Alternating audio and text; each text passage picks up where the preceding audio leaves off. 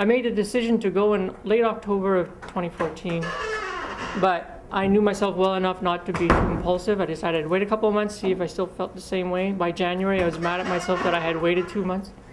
So I made it out there. It took 10 days to get into Rojava because you have to get smuggled in, and you get those camps that they were in. I was in some of those camps and stuff like that. So when I was there, something they kept asking me a lot was, why would you give up your comfortable life to come here?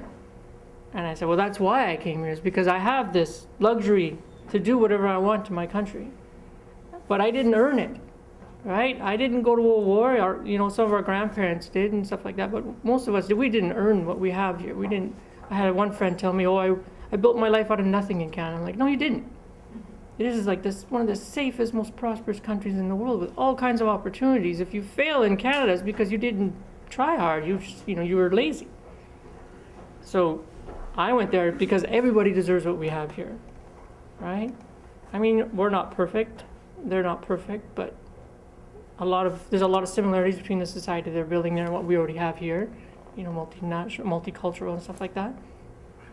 Everyone deserves it. So I felt, you know, that was a good reason to go there. I didn't go there specifically to fight ISIS. I knew, well, you know, that's what I'm doing. That's what I'm going there for. But the main goal I would tell people is I'm going there to help people. That's my goal. So that was why I went there, and what I kept in my mind the whole time was there. It's difficult there in a lot of ways.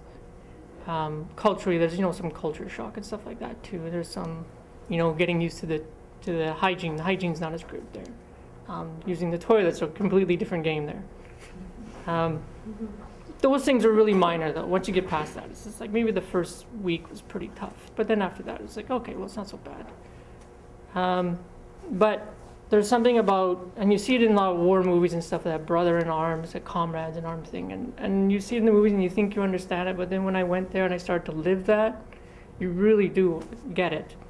Some of the best friends I have in the world are, you know, the girls in my units, Muslims and Assyrians and Christians and all kinds, Yazidis and Turks even though they're generally seen as the troublemakers. So that part, a lot of my friends were killed in that video, which I didn't know you were going to show. I knew some of those people that were killed, and a lot of the girls in my units have been killed. Last time I counted, it's over 20 of my friends have been killed. That part's tough. What's also tough is seeing we would capture villages and people would come out and they'd be so grateful to have us there. Especially the girls, they would come out and they're not just fleeing ISIS, but a lot of them are fleeing forced marriages. So they want to join us right away. They want to jump in our trucks and join us, you know, grab a gun. And it's just like, well, you have to go training first. You can't just jump in. But so that part's also hard.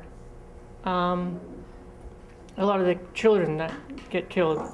One day there was a boy and a girl were playing in a field nearby, and there was a landmine, and they hit the landmine, and the boy was blown to pieces, but the little girl, she's about 10, and we were able to get her from the field, but you could tell that all this side, the bones were jelloed, pretty much, and the nearest hospital was 2 hours away. There was no way she could make it there, so that stuff was like tough.